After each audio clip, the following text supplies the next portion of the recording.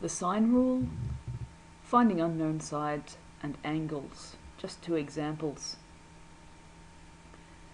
So our first example is finding an unknown side.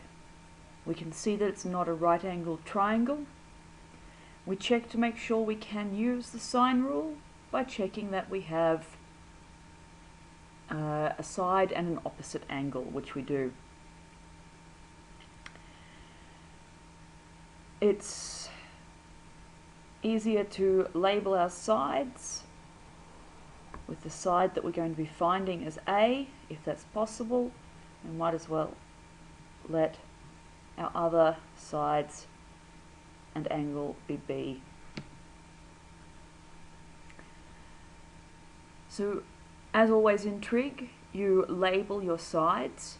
You use the sides that you have to choose the appropriate rule.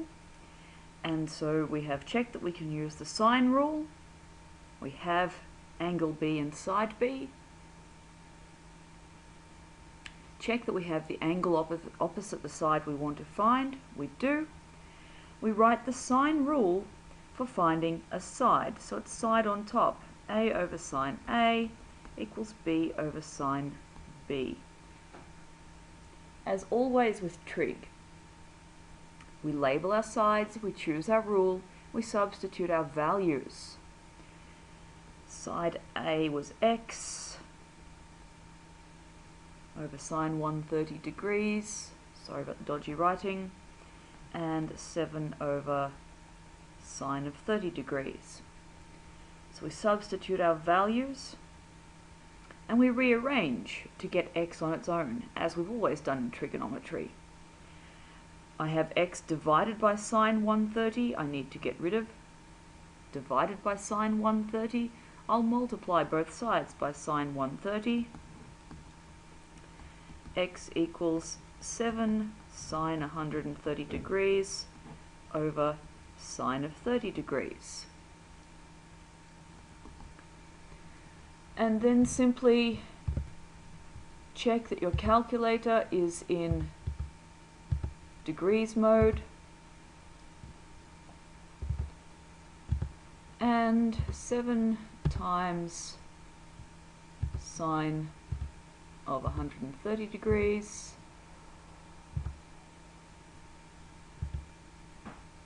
and divide by sine of 30 degrees.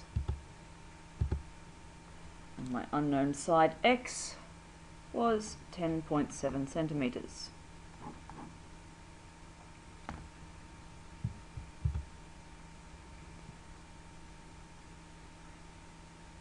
To find an unknown angle, same steps. Label our sides. Now they've given me labeled angles here.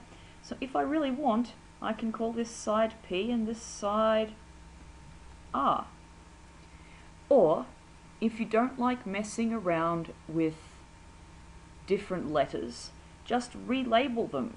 Angle A, B and C and side A, B and C, and just remember to change back. We want to find angle P. Now we have a side opposite P. The other thing, of course, we need to use the sine rule is a pair of matching side and opposite angle, which we have. We've got side R and angle R. So yes, we can use the sine rule. We've labeled our sides and angles, and we have chosen our rule. Now we choose the rule that puts the angle on top this time. So sine A over A equals sine B over B.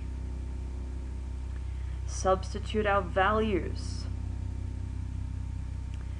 Our unknown side angle, sine A, is of course,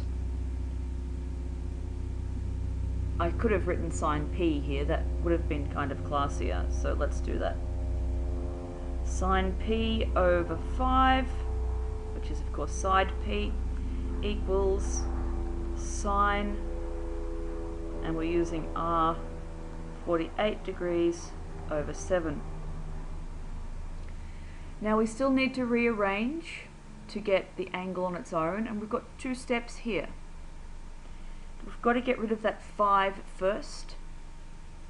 So we multiply both sides by 5, and I've got sine p equals 5 sine of 48 degrees over 7. But I need just p. Now you'll remember all the way through in right angle trigonometry as well, if we've got sine of the angle and we want the angle on its own, that's inverse sine of 5 sine 48 degrees over 7. And it's quite okay to enter the whole lot using brackets. Second function, sine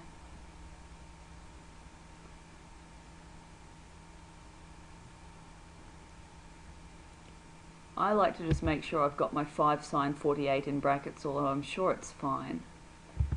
5 times sine 48. Pop that in brackets. Divide by 7. I must do a test sometime to see if the calculator would cope with that being in brackets. Close my bracket. And I've got 32.06. Now we are of course finding angles, so we need to be in degrees and minutes. Get DMS. And running out of space, angle P was 32 degrees. It was 3 minutes 38 seconds, so it's 4 minutes. So remember your steps, label your triangle, choose your rule, check that you can use the sine rule, substitute the values, and rearrange to find your unknown.